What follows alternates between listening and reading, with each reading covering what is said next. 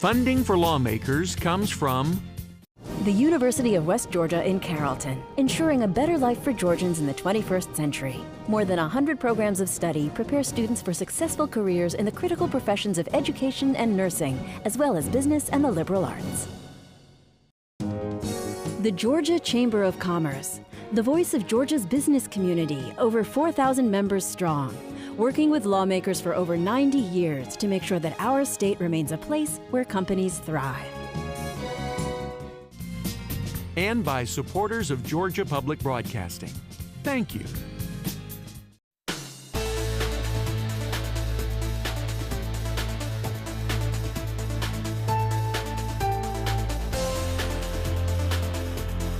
Coming up on Lawmakers, after considerable debate, the Senate passes 2 pieces of property tax relief legislation, but it's not over.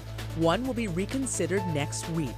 We visit an Atlanta school that could serve as a model for some of Governor Sonny Perdue's education initiatives. And we'll check in with Tom Crawford of CapitalImpact.com for his thoughts on the session. Those stories and more are coming up next. Live from Atlanta, this is Lawmakers. Here are your anchors, Wandy Lawson and David Zelski. Good evening, everyone. Also on tonight's broadcast, Governor Perdue announced today that state revenues are down compared with last year. We'll have some reaction, plus a bill revising guidelines of when a doctor can resuscitate a patient passes the House. And we'll take a look back at this week under the Gold Dome. But first, our top story tonight, property tax relief passes the Senate. 2 property tax bills were passed on the Senate floor today, one originating from the Lieutenant Governor and Senate leadership, which deals with doubling homestead exemptions, and the other from House leadership, which tackles homeowner tax relief grants. Senate Majority Leader Chip Rogers began both bills with a motion to engross, meaning neither SB 83 or HB 143 could be amended. Senator Rogers explains both bills. For you today is an opportunity for them, the people paying the bills, to vote. Do not stand in the way, please, I implore you, do not stand in the way of allowing the people who pay the bills to make the decision. It is their house, it is their land, it is their money. It's not the government's money. People constantly say, well, how much is this going to cost the local government? It can't cost you if it's not yours. The money that we spend here in the state is not ours. It's the people who earned it and sent it to us. They ought to make the decision. This is about providing that direct tax relief to homeowners. If we do not fund this year, they will get a tax bill. Again, both bills were engrossed, so the debate continues. SB 83, which allows Georgia citizens to vote on doubling the homestead exemption from $2,000 up to $4,000, received the needed 2/3 vote, 40 to 14.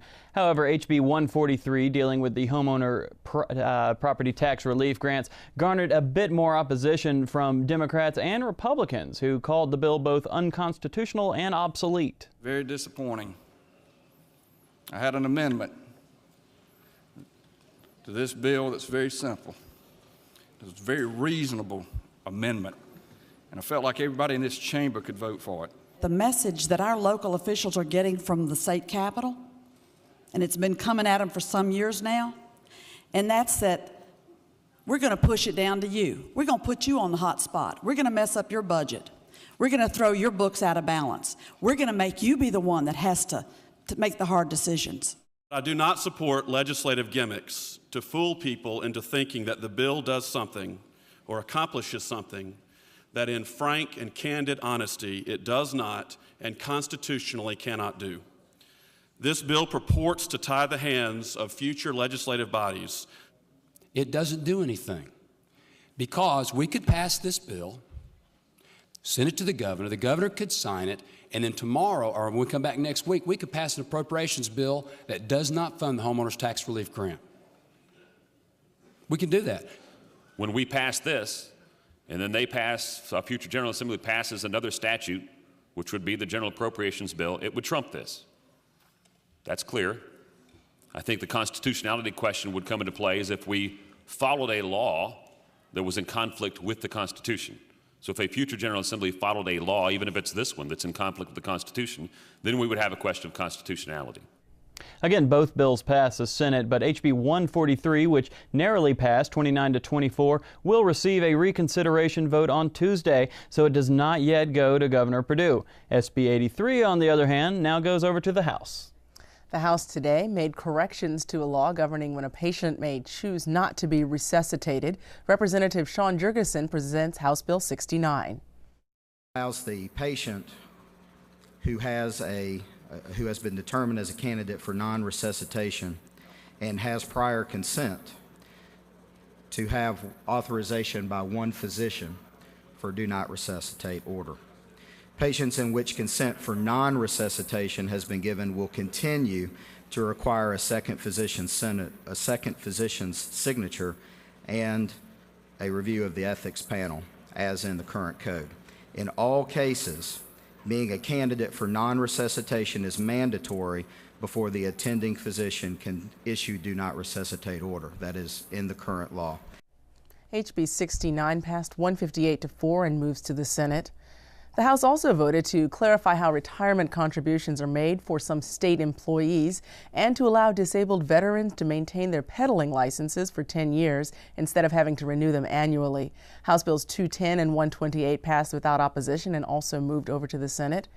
And finally, Representative Charlize Byrd used a morning order today to speak out against what she calls frivolous spending by the state's Board of Regents. Did you know that the state universities offer such special interest classes and expertise on male prostitution, queer theory, oral sex? Yes, ladies and gentlemen, you have heard me right. In this present economy, the taxpayers' dollars are being used by the Board of Regents to research and inform students about such social topics. The universities in this state are to provide the opportunity for a higher education, not studies on controversial issues. Representative Byrd suggests that students should self-pay for this type of course. Governor Sonny Perdue announced today that the state's revenue collections for January of 2009 were down 14.3% compared with the same time last year. FY 2009's decrease year to date is 4.8% compared with FY 2008. The announcement of those numbers set the tone for much of today's debate. Senate Majority Leader Chip Rogers shared his thoughts. We are talking about an historic drop in revenues that is going to require us to make cuts that have probably never been made before. We have no other alternative. We cannot balance this on the backs of future generations by passing some sort of bogus loan program that we place on our children and grandchildren, as is being done in Washington, D.C. We have to deal with what is the here and now, and that is how much money we have to spend, and make sure that we appropriate those resources in the proper manner. This 14.7% drop, I believe, is going to require significant reductions. Thankfully, we still have some money in the reserve fund, but even that's not going to be enough to cover all the costs. Soon after the property tax relief debates on the Senate floor, both opponents and supporters of the bills made themselves available to the media. Lieutenant Governor Casey Cagle begins and is followed by Senate Majority Leader Chip Rogers. The debate that you saw today clearly is indicative of that, and it's really not fair to talk about local taxpayers and state taxpayers or federal taxpayers. We're all taxpayers, and the reality is we need to make sure that we keep taxes low in Georgia, and that's what we're here to do. It was not a clear-cut piece of legislation, and it is really trying to address a property tax scheme that was devised to give property tax relief that is somewhat debatable as to whether that has happened through the years. But clearly it's done in a convoluted manner. The bill we voted on prior to that, raising the homestead exemption, is crystal clear to everybody. Everybody fully understands that. That is the proper way to deliver property tax relief, and we'd like to move in that direction as opposed to this whole grant process. And you don't believe that money will be shifted to the local governments? Well, I mean, every local government sets their budget every year, so it's their decision on what to set their millage rate. We're not in any way telling them what they can or cannot do with their millage rate. We're not telling them how they have to budget their money. We have no idea what a property tax digest may be from county to county. There's no way for us to determine that. So this doesn't shift anything. They'll make the decisions on themselves as the same way they've always done. Senate Democratic leadership again expressed their concern with the measure to engross these bills. They say that their voice and the voice of their constituents they represent have not been given the opportunity to be heard. Until we are full partners at the table, we are not able to know exactly what's going on in this process. American families and Georgia's families are hurting, and now is the time for real, meaningful tax relief, not political gimmicks and games of one-upsmanship.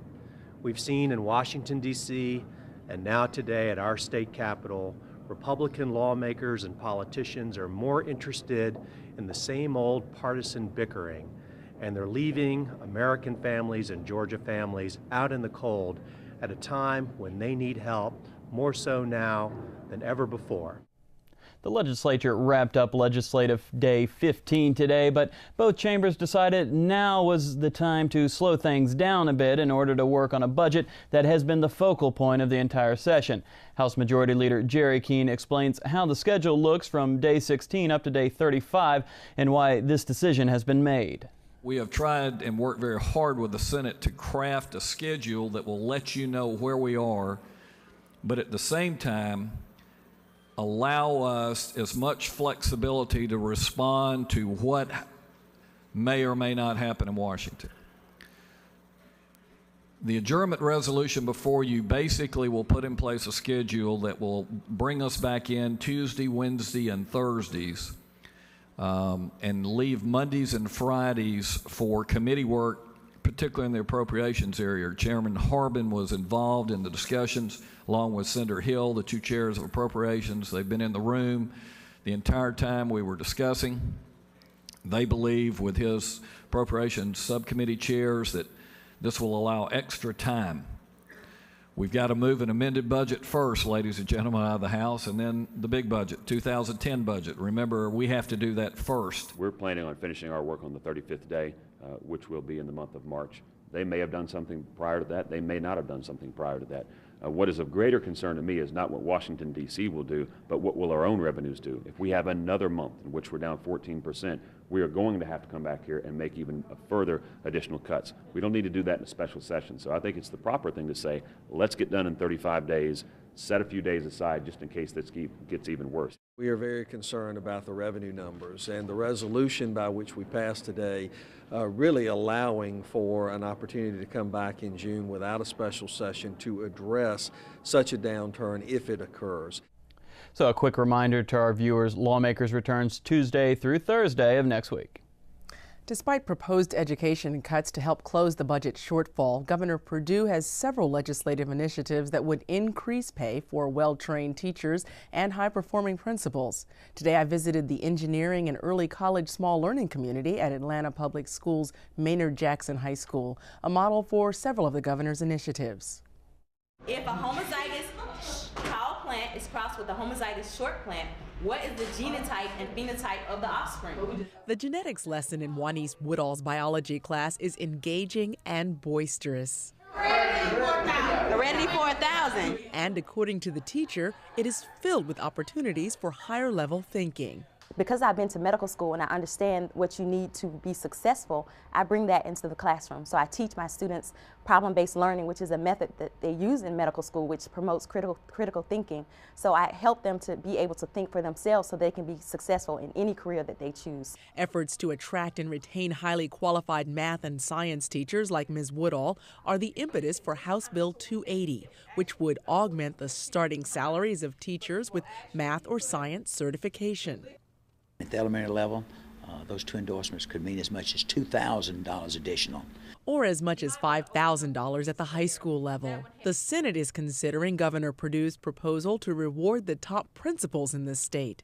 Senator Bill Cowsert sponsors SB 93. If they've been at a school for at least 2 years and stay at that school through the improvement, and their students show improvement in their graduation rates, their SAT scores, and their end-of-course test scores, and we want to give them a bonus. We want to give them a $10,000 bonus to reward that extra effort and performance that they produced. Dr. Shirlene Carter, the principal at Jackson High, would most likely qualify for that salary increase. In 2003-04, the graduation rate was 42%, and in 2005-06, the graduation rate was 86%.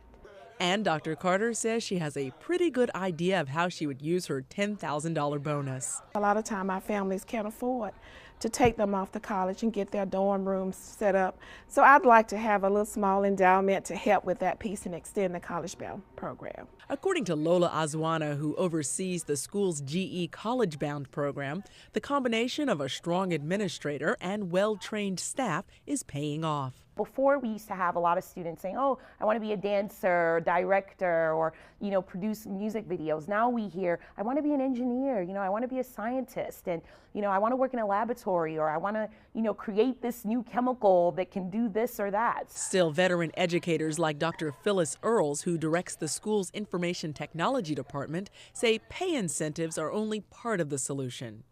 I think that the pay incentives will probably attract the best of the best in terms of recruitment for teachers.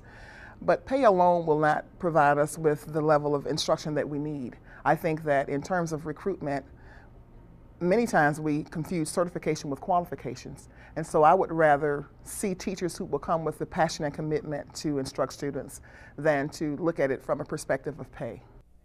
Now, a controversial portion of the governor's plan would shift pay incentives currently given to teachers who earn national board certification to those who receive state master teacher and distinguished teacher leader status. Those measures are currently in the House and Senate Education Committees. We invite you to check out GPB's online resources at gpb.org/lawmakers. Find the latest from GPB's radio news team and watch Lawmakers online. All that and more at gpb.org/lawmakers. We invite you to visit that site and vote in our legislative issue poll.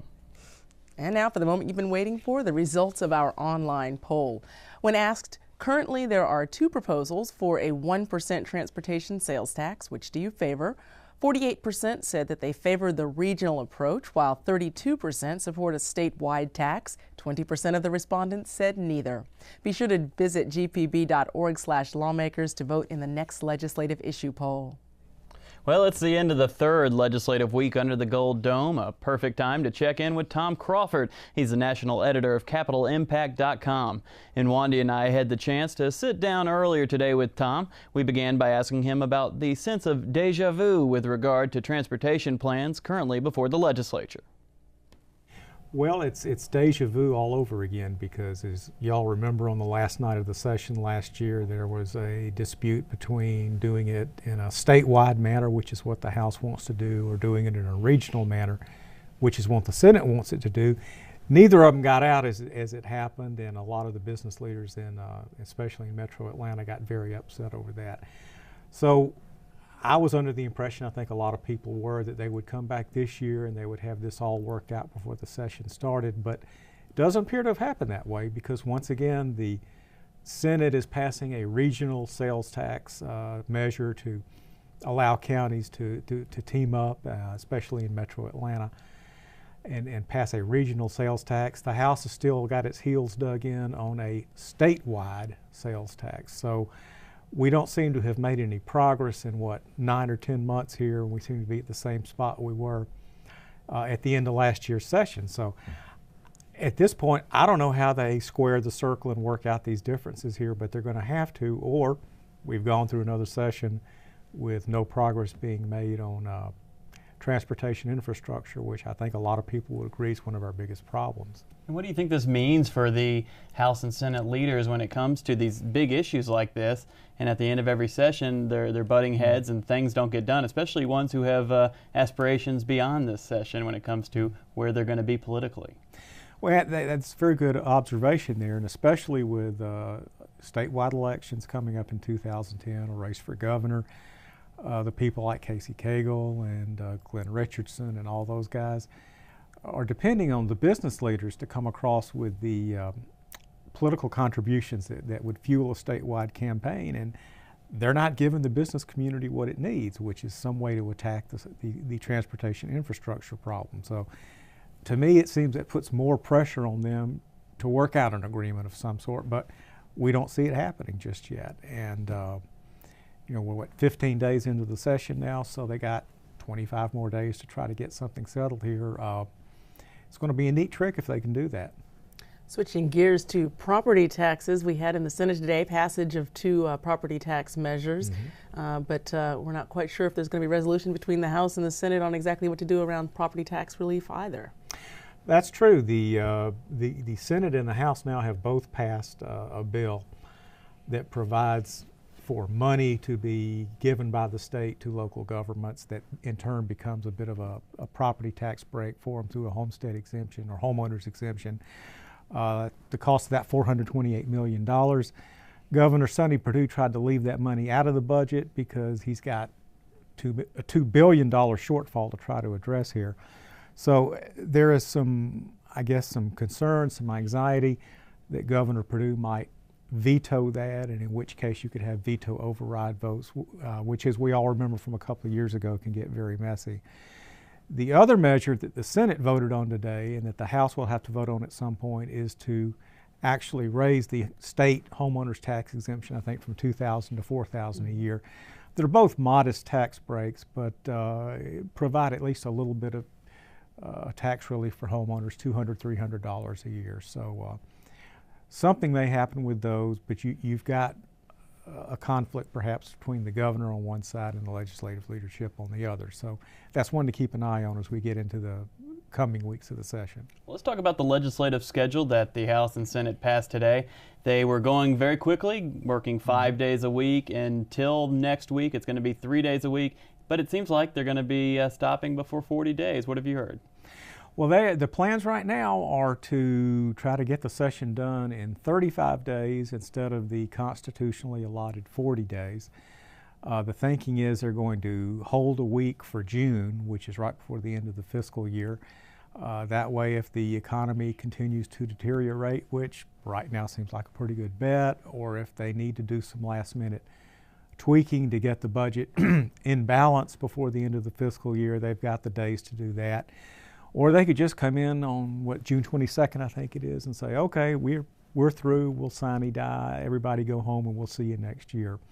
I don't ever remember the legislature doing that before. It's a new way to do things, but then we've never really had to face a national economic recession like we've been facing here. So I guess these uncertain times call for new solutions, new methods to try to work through the problem that way. Well, I guess we're just going to have to watch and see what happens, as they say. Oh, yeah. Thank you so very much. It's Tom Crawford of CapitalImpact.com. We always appreciate your insights. Good to be here. Smoking, seat belts, and schools, just a few of the subjects getting a hearing under the Gold Dome this week.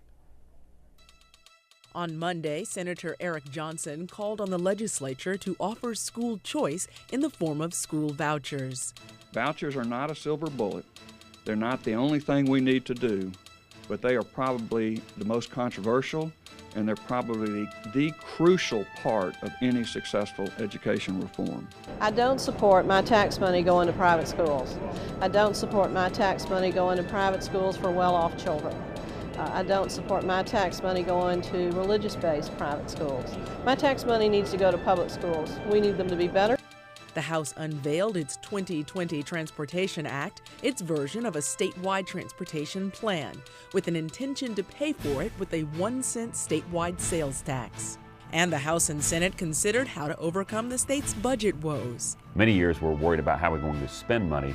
This year there's no additional spending. It's all reductions in state spending. So we'd like to be in unison with the House on where we're finding those cuts and how we can come up with the $428 million for the homeowners tax relief grant. The Senate was busy on Tuesday, passing its regional transportation plan.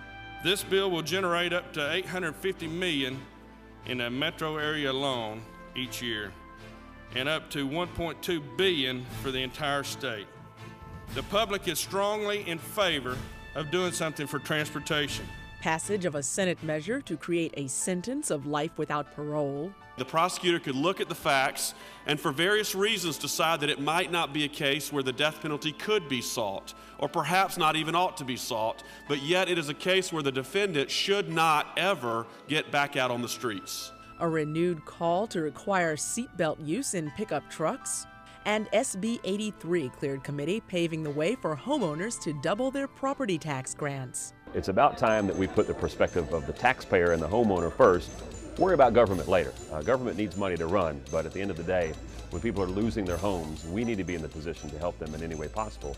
On Wednesday, Chief Justice Leah Ward Sears delivered her fourth and final State of the Judiciary address. I'll never forget around Valentine's Day 1992 when Governor Zell Miller called and said to me, "Judge, I want to let you know that I'm going to appoint you to the Supreme Court of Georgia." The Senate also voted to crack down on life insurance abuses known as STOLE.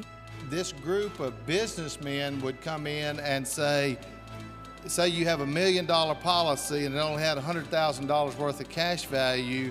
They would say, if you'll transfer the policy to us, we will continue to make the premium payments, and when you die, we'll get the $1 million, but we'll give you $300,000 right now. And Representative Ben Harbin calling for an end to the statute of limitations for crimes against children. If you commit crimes against children, you shouldn't have an opportunity to get free just because time has passed. On Thursday, the House approved new lottery triggers to preserve the Hope Scholarship book stipend. The first year, it's 8% from the highest audited reserve fund. If it falls by 8%, then half of the book fees would be pulled. If it falls by 16 the following year, or total of 16, they would be pulled to do away with the book fees, and then 25% in the third year would do away with the student fees. Whereas today, it's just really $3 is all it would have to fall over 3 years for that to occur. Senate Democrats introduced their second ethics bill. The current law contains a loophole that allows legislators from their campaign account to make contributions to other legislative candidates. And Representative Bill Stevens drummed up support for his legislation to increase the cigarette tax by $1. But House leadership said the plan is going up in smoke. Now, if we tack on another dollar on top of that in Georgia, let me tell you what will happen. You'll force more sales underground, bootleg, and you're going to force more sales across the border. And that's a look back at this week under the Gold Dome. And in that story, Representative Ron Stevens is actually sponsoring that cigarette tax. Please pardon the error. As we stated earlier in this broadcast, the Georgia General Assembly has adopted a 3-day-a-week schedule for the next 6 weeks. We'll continue to bring you all the latest Capitol news on those legislative days. Because the General Assembly is in recess on Monday, Lawmakers returns on Tuesday, February 10th at 7 p.m. If you've missed any part of this Lawmakers broadcast, tune in tomorrow morning at 7 a.m. when Lawmakers repeats on GPB Knowledge. GPB Knowledge is available to those with digital television receivers at 0.3 of your local GPB transmitter. For example, 20.3 in Augusta or 8.3 in Atlanta. This episode of Lawmakers also repeats Monday morning at 5:30 a.m. here on GPB Television. You can also keep up with all the action under the Gold Dome daily on your local GPB radio station during Morning Edition, All Things Considered, and Georgia Gazette. So when we return next week, we know that the property tax initiative, HB 143, will be back on the Senate floor. Back on the Senate floor for reconsideration. That is going to be Tuesday. Will be interesting to see if the opponents of the bill come up with enough votes to do that. And again, everyone, we are going to be in Tuesday through Thursday of next week. Well, coming up next here on GPB Television, Bert Wolf Travels and Traditions. Tonight's episode features the Gateway to Scotland. That's coming up next here on GPB. And that is our broadcast for this, the 15th legislative day of the 2009 session of the Georgia General Assembly. I'm David Zelski. And I'm Nwandi Lawson. Please join us on Tuesday at 7 p.m. for the next Lawmakers, and have a great weekend. Good night.